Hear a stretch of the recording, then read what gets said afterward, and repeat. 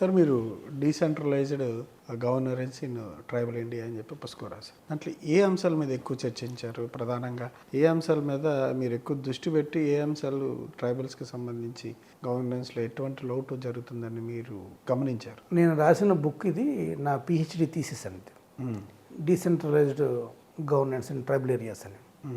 యాక్చువల్గా నా MPhil PhD అంతా కూడా నేను ఎక్కువ ట్రైబల్స్ మీద చేశాను, ట్రైబల్ గవర్నెన్స్ మీద చేశాను. ఇది ఇంట్రెస్ట్ అండి, లేదా టాపిక్? నాకు ఇంట్రెస్ట్ అండి. నాకు కొంచెం ట్రైబల్ కల్చర్ అన్న వాళ్ళ వెతనిక్ది బాగుంటుంది. సో వాళ్ళ గవర్నెన్స్ మీద చేయాలని చెప్పి ఉద్దేశంతో అప్పట్లో ల్యాండ్ డిస్ప్యూట్స్ మీద 170 యాక్ట్ మీద చేశాను. తర్వాత పీసా యాక్ట్ గురించి, ఇప్పుడు పీసా యాక్ట్ గురించి ఇంట్రెస్టింగ్ టాపిక్ యాక్చువల్ చెప్పాలంటే. సో పీసా అనేది panchayati extension to schedule areas act అనేది.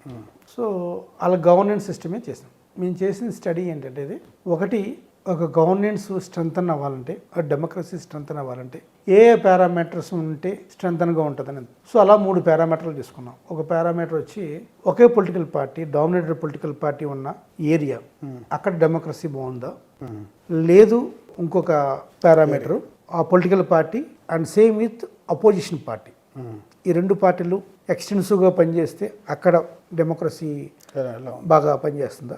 3 వేరే స్పేస్ పొలిటికల్ పార్టీస్ అంటే opposition party, ruling party along with other pressure groups అంటే ఎన్జిఓస్ కావచ్చు, లేకపోతే సివిల్ సొసైటీ కావచ్చు, వీళ్ళు పనిచేసిన చోట ఎక్కడ ఎలా ఉందని చెప్పి ఒక మూడు ఏరియాస్లో ఒక పెద్ద స్టడీ చేస్తే ఎక్కడ డెమోక్రసీ స్ట్రెంత్ అవుతుంది, ఎక్కడైతే పీపుల్ వాయిస్ మోర్ ఎలాబరేట్గా ఉంటుందో, మోర్ వాకల్గా ఉంటుందో అక్కడ డెమోక్రసీ స్ట్రెంథన్గా ఉంటుందనే ఉద్దేశంతో మనం ఇక్కడ ఈ ట్రైబల్ ఏరియాస్ మీద చేసాం. చాలా మంచి స్టడీ అది. తర్వాత కేంబ్రిడ్జ్ యూనివర్సిటీ ప్రెస్ వాళ్ళు ఆ బుక్ పబ్లిష్ చేశారు.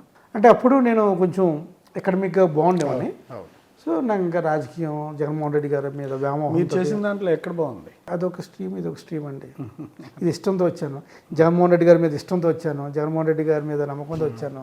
ఇంకా జగన్మోహన్ రెడ్డి గారు ఇంకా ఉన్నప్పుడు ఇంకా ఏమీ కనపడదు ఇంకా. సో అన్ని ఎకడమిక్స్ అన్ని పక్కన పెట్టి నేను సాధారణ కార్యకర్త, ఏం చదువుకోలేదు అని సేమ్ ఈ నోటుతోనే ఏదైతే ఈ democracy, civil society, decentralisation, development versus society ఎన్ని చెప్పిన మాటలతోనే నోటుతోనే రప్ప రోలెక్స్ అనాల్సి వస్తుంది. అంతే. ఈ 2 మీరు కొంతవరకు కాంట్రాస్ట్ ఇబ్బంది పడుతున్నారు చెప్తున్నారు. ఇబ్బంది పడతాను, పెద్ద ఇబ్బంది ఏం కాదు. ఎన్ని కేసులను భరిస్తాను, చూస్తాను ఇంకా. కానీ నేను చెప్పేది ఏంటంటే మీరు ఏదైతే విత్తుతున్నారో అదే కొనసాగుతుందని చెప్తాను. విత్తకుండా ఉంటే మంచిది.